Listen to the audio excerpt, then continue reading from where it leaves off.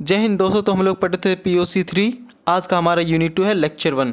तो चलिए हम लोग स्टार्ट करते हैं GI से।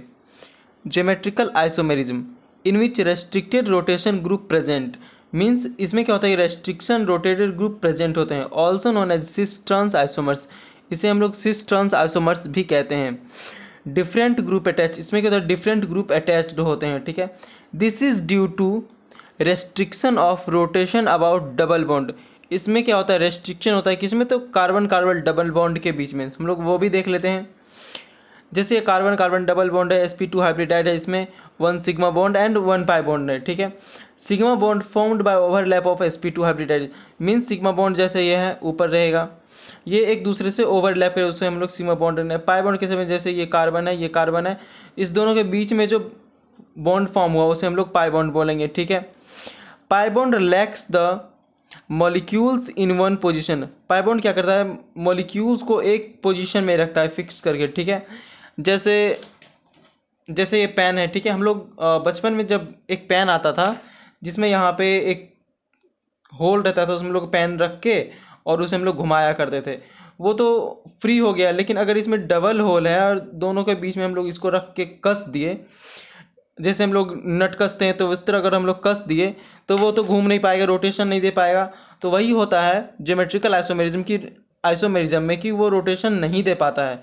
ठीक है, अगर वो रोटेशन देता है तो वो ब्रेक हो जाता है बॉन्ड। ठीक है, the two carbon of carbon carbon double bond 4 atoms are lie in one plane and their positions are fixed in space. Means जैसे कार्बन कार्बन डबल बॉन्ड है, इसमें 4 डिफरेंट एटम्स प्रेजेंट है और वो डिफरेंट स्पेस में है, लेकिन उनका जो रोटेशन है वो फिक्स रहेगा, वो मूव नहीं करेगा।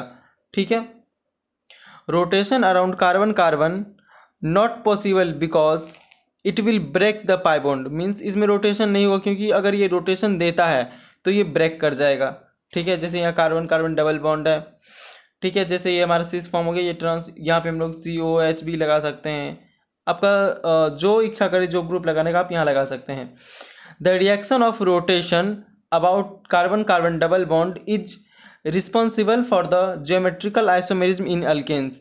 मीन्स इसमें जो रेस्ट्रिक्शन होते हैं वो डिपेंड करता है ज्योमेट्रिकल आइसोमेरिज्म ऑफ एल्केन्स पे। ठीक है, हम लोग एग्जांपल देख लेते हैं।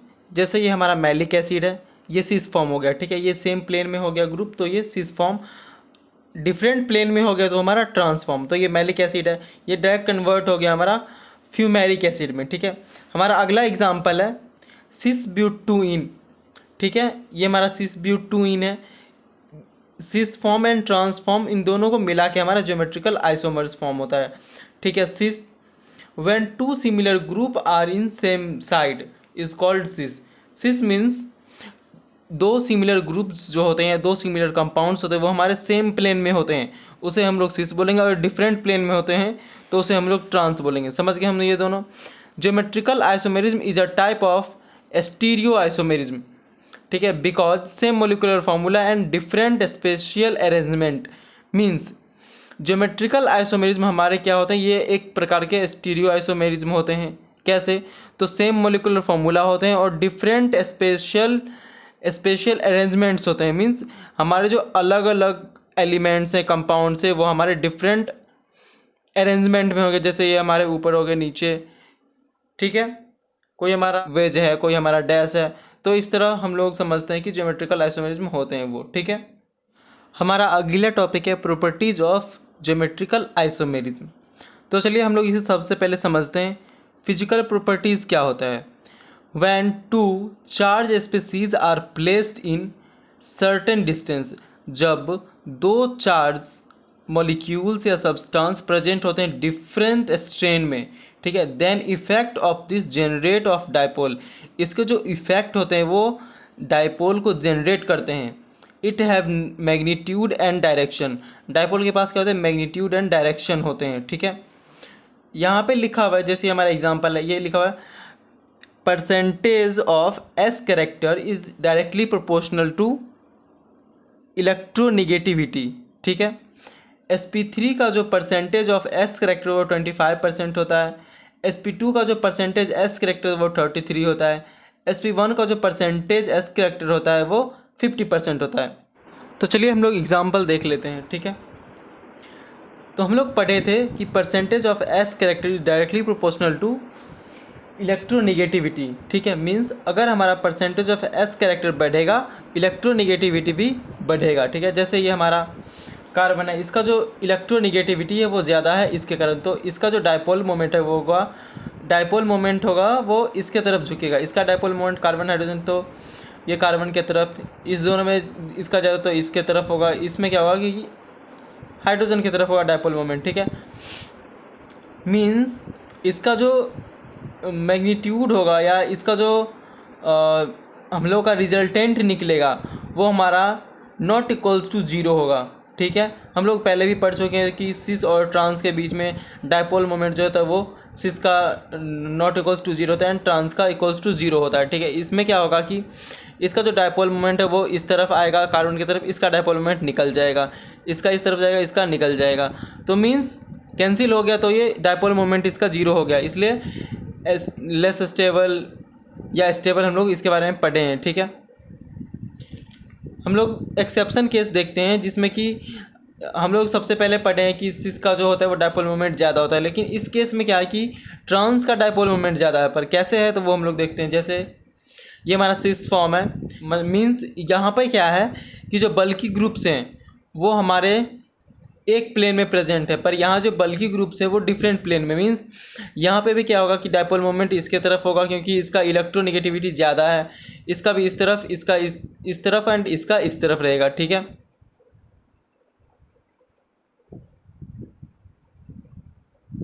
ठीक है, आप लोग समझ गए।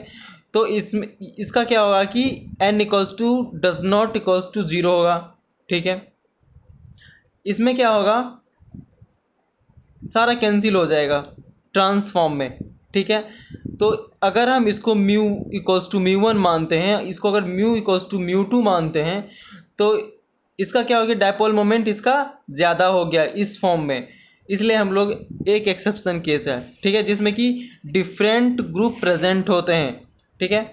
हमारा दूसरा पॉइंट है, हम लोग डायपोल मोमेंट देखे थे, अब डायपोल मोमेंट के बारे में थोड़ा हम लोग जान लेते हैं, ठीक है। डायपोल मोमेंट में क्या होता है कि जब दो चार्ज मॉलिक्यूल्स सर्टेन डिस्टेंस पे प्लेस होते हैं तो उन दोनों के इफेक्ट से एक डायपोल जनरेट होता है, ठीक है। एक डायपोल जनरेट हुआ और उसके एक पर्टिकुलर मैग्नीट्यूड और डायरेक्शन होता है, ठीक है। उसके पास एक पर्टिकुलर मैग्नीट्यूड और डायरेक्शन होता है। अब समझते हैं चार्ज क्या होता है। चार्ज और डिस्टेंस के मल्टीप्लिकेशन से जनरेट होता है, उसे हम लोग डायपोल मोमेंट कहते हैं, ठीक है। अब हम लोग समझते हैं चार्ज जिसकी इलेक्ट्रोनेगेटिविटी ज़्यादा होती है वो निगेटिव चार्ज मैग्नीट्यूड है, ठीक है। जिसका इलेक्ट्रोनेगेटिविटी कम हुआ वो पॉजिटिव चार्ज मैग्नीट्यूड हुआ, ठीक है। जहाँ पे हम देखे थे sp3 हाइब्रिडाइज्ड, sp2 हाइब्रिडाइज्ड देखे थे, ठीक है। इलेक्ट्रोनेगेटिविटी का डिफरेंस हॉरिजॉन्ट हाइब्रिडाइजेशन के बिहाफ पे हम लोग डिफाइन होता है परसेंटेज ऑफ एस कैरेक्टर, ठीक है।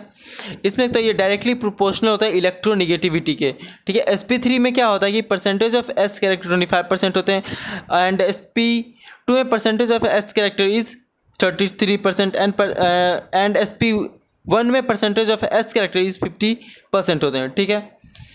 और हम लोग पढ़े थे इलेक्ट्रोनेगेटिविटी के बारे में।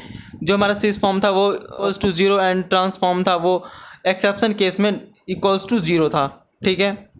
और हम लोग पढ़े हैं कि डायपोल इन फिजिक्स एक पॉजिटिव चार्ज और एक निगेटिव चार्ज डिस्टेंस होता है, ठीक है। जैसे mu equals to q into l हो गया, सर्टेन डिस्टेंस पे प्लेस हुआ, ठीक है, negative charge to positive charge, ठीक है। अगला प्रॉपर्टी है बॉइलिंग पॉइंट। आप लोगों को पता है कि जब लिक्विड का वेपर प्रेशर एक्सटर्नल एटमॉस्फेयर के वेपर प्रेशर के बराबर हो जाता है उसे हम लोग बॉइलिंग पॉइंट बोलते हैं, या तब हमारा लिक्विड जो है वो बॉयल होना स्टार्ट हो जाता है, ठीक है। ये डिपेंड करता है molecular interaction between liquid to liquid, ठीक है। ये डिपेंड करता है कि लिक्विड से लिक्विड के बीच में जो इंटरेक्शन है वो कैसा है, ठीक है। अगर इंटरेक्शन डिक्रीज होता है तो वेपर प्रेशर हमारा ज़्यादा होगा, ठीक है। जैसे ये हमारा एक मॉलिक्यूल है, ये हमारा दूसरा मॉलिक्यूल है, इसका जो इंटरेक्शन होगा इसके आसपास के जो मॉलिक्यूल्स होंगे या प्रेजेंट सब्सटेंस होंगे ये इतना कवर करेगा, तो इसका ज़्यादा हो गया, बल्कि हो गया, ठीक है। लेकिन ये जो है ये तो इतना ही कवर किया, तो इसलिए डिपेंड किया इसके इंट्रैक्शन पे, ठीक है। अगर इंट्रैक्शन कम हुआ तो वेपर प्रेशर इंक्रीज़ हुआ, इंट्रैक्शन ज़्यादा हुआ वेपर प्रेशर इंक्रीज़ हुआ, ठीक है। अब हम लोग समझ रहे ये डिपेंड किस पे करता है। अभी हम लोग समझ लिए मॉलिक्यूलर वेट पे डिपेंड करता है। जैसे ये ब्रांचिंग किया, जैसे ये मॉलिक्यूल्स है, ठीक है, ये मॉलिक्यूल्स है। अगर एक और मॉलिक्यूल्स है मान लेते हैं, ये 2 मॉलिक्यूल्स है, ठीक है। अगला जो मॉलिक्यूल्स होगा वो ऐसे अटैच होगा, फिर एक दूसरा मॉलिक्यूल्स होगा वो ऐसे अटैच होगा, ठीक है। तो इसका जो ब्रांचिंग हुआ वो कंजस्टेड हुआ, ठीक है, कंजस्टेड पैक्ड हुआ, ठीक है। तो इसका जो बॉइलिंग पॉइंट है वो इस पे भी डिपेंड करता है, ठीक है। अगर हमारा इंट्रैक्शन डिक्रीज होगा तो वेपर प्रेशर इंक्रीज होगा, ठीक है। Interaction decrease vapour pressure increase. जैसे एक हमारा ये कंपाउंड है, एक ये है, तो इसका इंट्रैक्शन इतना ही है। हम लोग दूसरा सबसे पहले जो देखे थे वो उसका जो इंट्रैक्शन था वो ऐसे था, इसलिए अगर इंट्रैक्शन ज़्यादा हुआ तो बॉइलिंग पॉइंट इंक्रीज हुआ, इंट्रैक्शन कम हो गया बॉइलिंग पॉइंट डिक्रीज हो गया। समझ गए। दूसरा भी थर्ड है हमारा boiling point is directly proportional to hydrogen bonding. ये कैसे होता है, मॉलिक्यूल्स के बीच लगने वाला फोर्स है उसे हम लोग हाइड्रोजन बॉन्डिंग बोलते हैं। जैसे H2 है, अल्कोहल है और अदर मॉलिक्यूल्स है, ठीक है। अगर हाइड्रोजन बॉन्डिंग बढ़ता है तो हमारा बॉइलिंग पॉइंट भी बढ़ेगा। अगर हमारा सरफेस एरिया डिक्रीज होता है तो बॉइलिंग पॉइंट डिक्रीज होगा, ठीक है। मॉलिक्यूल्स के बीच में जो अट्रैक्शन फोर्स होता है उसे हम लोग हाइड्रोजन बॉन्डिंग बोलते हैं, ठीक है।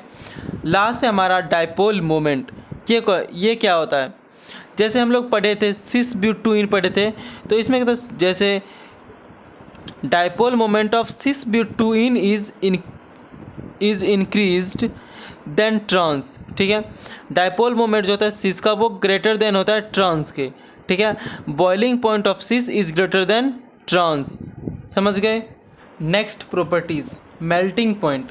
Melting point is directly proportional to molecular weight, ठीक है। मोलिकुलर वेट कैसे डिपेंड करता है, जैसे हमारा कोई कंपाउंड है वो रैंडम पैक है, रैंडम पैक जैसे ऐसे हुआ ऐसे हो गया तो ये हमारा रैंडम पैक हो गया। वेल पैक हो गया तो ये ऐसे हो जाएगा, ठीक है।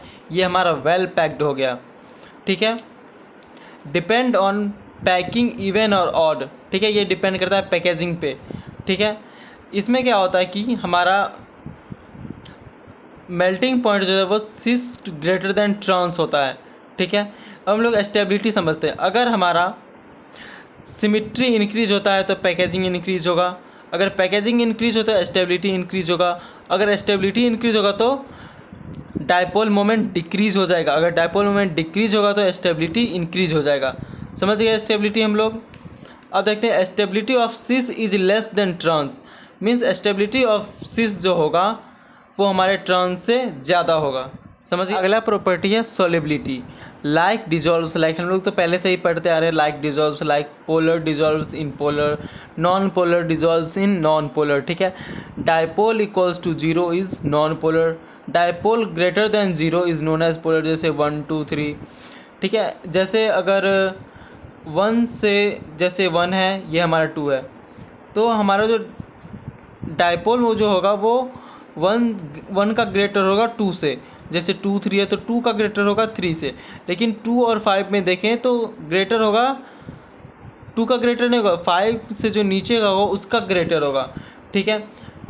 इसमें हम लोग देखे थे polar does not equals to 0 and इसमें ट्रांसफॉर्म में इक्वल्स टू 0 था, ठीक है। पांचवा है हमारा केमिकल प्रॉपर्टीज़। केमिकल प्रॉपर्टीज़ हम समझते हैं, जैसे हमारा मैलिक एसिड है ये हमारा सिस फॉर्म है, ये हमारा ट्रांसफॉर्म है। अगर हम लोग इसको हीट करते हैं सिस फॉर्म को 150 डिग्री पे, हमारा जो ये H2 है, H2O है, ये हाइड्रोजन और एक ऑक्सीजन, ये हमारा आउट हो जाता है, ठीक है। तो वो हमारा मैलिक एनहाइड्राइड बनाता है।